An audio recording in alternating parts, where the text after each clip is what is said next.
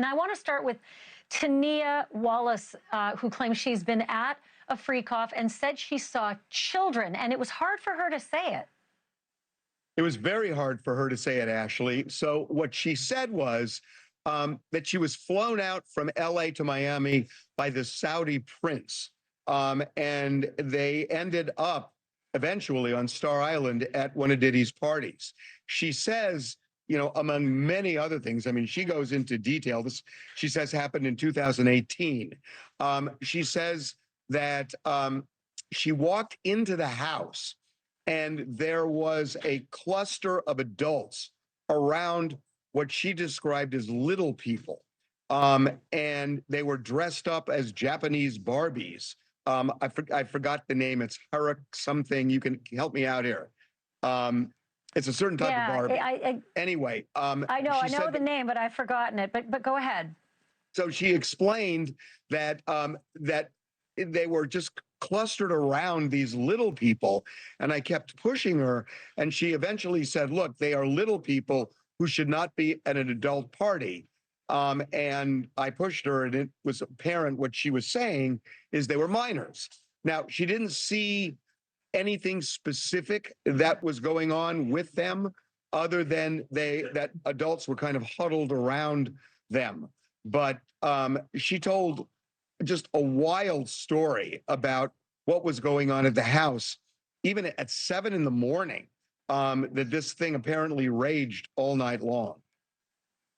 You know, it's amazing. TMZ always gets such great scoops, and this one might be one of your best as well. You got a hold of one of the freak-off tapes. Your producers have seen it. The description is, and I'll quote, "It's porn directed by Diddy himself." And a male sex worker really sort of walks through what happened in the experiences that he had. They didn't sound illegal, but they sure seem to comport with a lot of the other stories that have been told. Yeah. So the this was a threesome. What you would ask me about earlier about Tanea Wallace. She said there were more than 100 people at that party, including at least 4 celebrities. But this, what you're talking about now, was a threesome, and that's something that the U.S. attorney even referenced. And his lawyer in an earlier documentary we did, he was describing threesomes. He says it was all consensual. So yes, what we're told is that this male sex worker was flown out to various locations over a couple of years: Miami, New York, Los Angeles, and one other. And they would meet in hotel rooms, and Diddy would often watch as he would have sex with this woman who was associated with Diddy. So that seems to be what the feds are looking at right now in terms of alleged sex trafficking, if they are transporting somebody and perhaps paying them to cross state lines. That could end up being part of sex trafficking. Now, we know that this guy got a subpoena, and he ended up not testifying before the grand jury, but talking to prosecutors, and we're told that he left that tape with them. And in fact, if he was transported, if he was even consensual in that setup, you're right, that is sex trafficking. It's classic federal crime to cross state lines for the purpose of selling sex.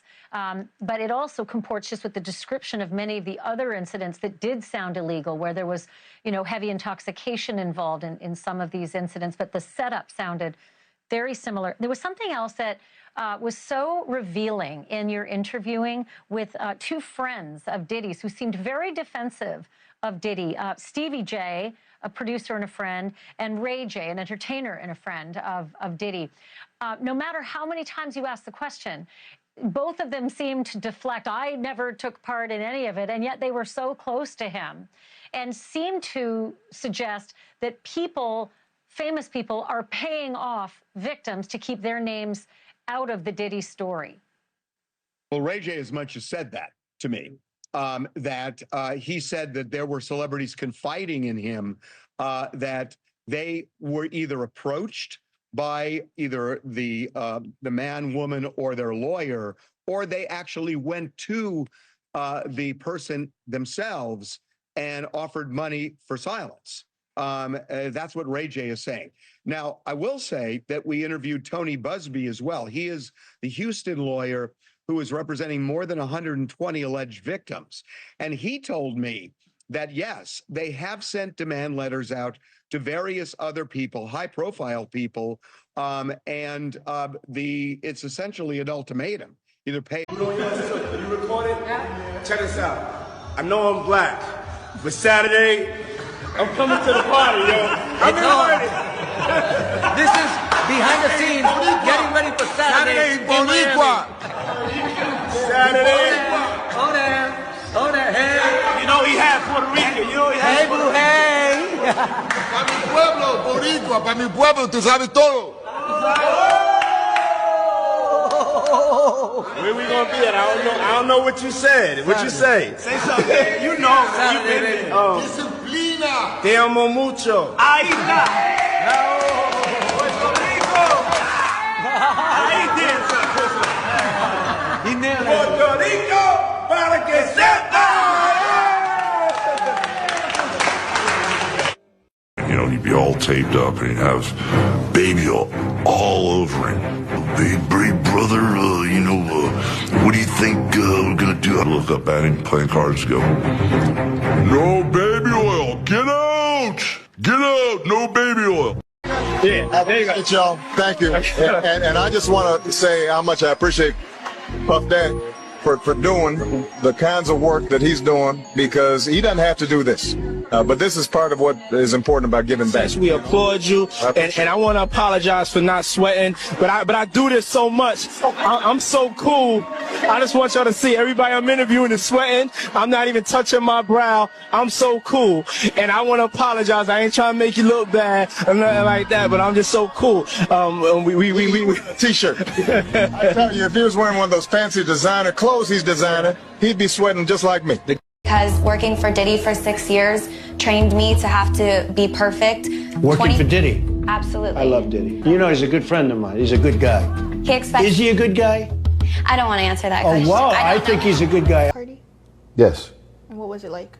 A Diddy party? Is it like what they have in the media, or off the hook? Off the hook. And whenever they went into the quote-unquote alleged other section, Yeah. I was never there. You were gone. You were gone. That's like, I think in general, getting away from Diddy, and God bless him and whatever else he's dealing with. I don't beat people while they're down. That's just not who I am character-wise. No one can erase his legacy. Does Kevin Hart know something? Diddy wear. All right, that's enough. I know. That's enough. I seen him. He shows me behind the curtain. That's a fucking enough. All right, I'm gonna edit. I'm gonna edit this out. But still, Put a fucking. put a note on it. You can edit that one. The tunnels from Diddy's house led to Hugh Hefner's house. Cannon. That naked pool was down there long before Diddy was able to buy a home. It was Hugh Hefner's house where most of the offenses that the women accused Bill Cosby of took place. Cannon. The Playboy Mansion. Miami, me and Puff met while I was on the radio, you know, when I'm breaking records, spinning records. Met him through a lot of people, you know what I'm saying, and we just became real brothers. Yeah, I can't tell you about the first time I met him, the real truth.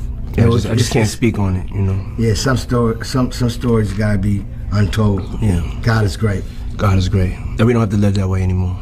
Yeah, we blessed. He came through. Yeah. Make sure you know he came through. Yeah. Trunk full. Yeah. Trunk was full. Everything was all right. One thing that I've recognized is that LeBron James, despite saying all of this, is really mum on the Diddy case. I mean, if he cares so much about Black victimhood, you would think that he would use his platform to speak right now when the perpetrators are, you know, his friends, allegedly. Let me show you this clip of LeBron James speaking about how much he loves a Diddy party. Hey, everybody know ain't no party like a Diddy party, so. Don't forget to put in the box. That's what's up. Yeah. Ain't no party like a Diddy party. And by the way, he's not lying there. From everything that I've read, if these allegations are true, there truly is no party like a Diddy party. Because I don't know any party. I've been to a lot of parties in my youth. Never did we have like pink in bottles and like thousands of bottles. That could end up being part of sex trafficking. Now, we know that this guy got a subpoena and he ended up not testifying before the grand jury, but talking to prosecutors. And we're told that he left that tape with them. And in fact, if he was transported, if he was even consensual in that setup, you're right, that is sex trafficking. It's classic federal crime to cross state lines for the purpose of selling sex. But it also comports just with the description of many of the other incidents that did sound illegal, where there was, heavy intoxication involved in some of these incidents, but the setup sounded very similar. There was something else that was so revealing in your interviewing with two friends of Diddy's who seemed very defensive of Diddy. Stevie J, a producer and a friend, and Ray J, an entertainer and a friend of Diddy. No matter how many times you ask the question, both of them seemed to deflect. I never took part in any of it, and yet they were so close to him and seemed to suggest that famous people are paying off victims to keep their names out of the Diddy story. Well, Ray J as much as said that to me, that he said that there were celebrities confiding in him, that they were either approached by either the man, woman, or their lawyer, or they